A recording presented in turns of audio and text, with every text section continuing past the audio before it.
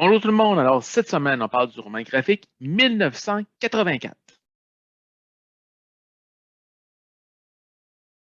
Donc, comme mentionné, aujourd'hui, on va voir la bande dessinée roman graphique 1984 de Xavier Coste, qui est adapté du célèbre roman du même nom écrit par George Orwell en 1949.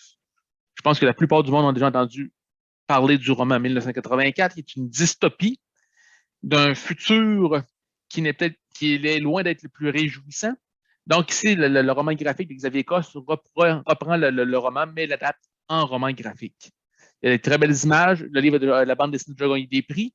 Ceux qui ne connaissent pas l'histoire, bon, on est en 1984, comme indique le titre, mais c'est dans le futur, puisque l'auteur a écrit le livre en 1949, donc il est un peu prévisualisé de ce qui aurait pu être le futur.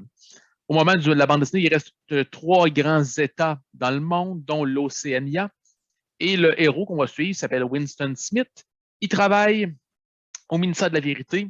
Et lui, son travail, alors, c'est de mettre le passé au même niveau que le présent. C'est-à-dire que le Big Brother, parce qu'il y a un Big Brother qui gère la société, qui dit aux gens ce qu'ils doivent penser.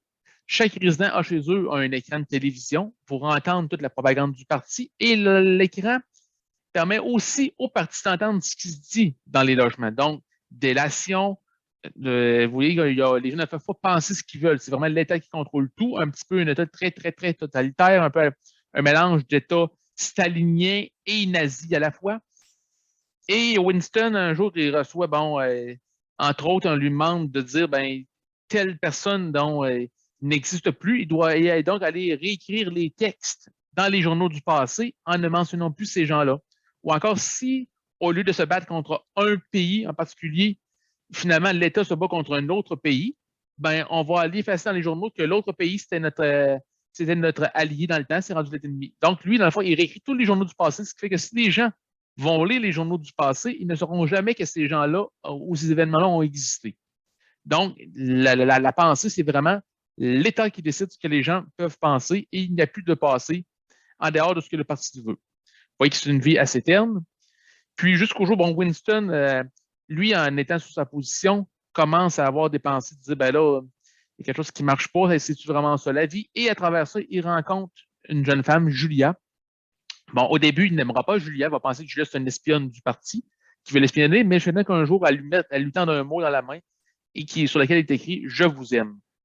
Donc, il va finir par avoir une relation d'amour avec Julia qui, elle aussi, a un esprit de rébellion par rapport à ce qui se passe avec Big Brother en Océania.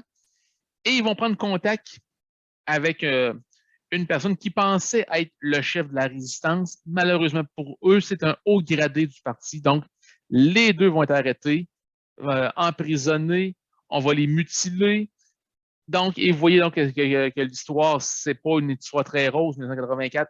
Ça va finir qu'à la fin, bon, les deux personnes vont avoir été réadaptées, si je peux dire, et ils vont être devenus à nouveau des amoureux de l'État de droit géré par Big Brother. Donc, c'est pas un roman qui est à l'eau de rose, mais c'est une très belle histoire et les dessins de Xavier Descostes vont très bien avec le magnifique roman écrit par George Orwell en 1949. Sur ce, je vous souhaite une très bonne lecture et une bonne semaine.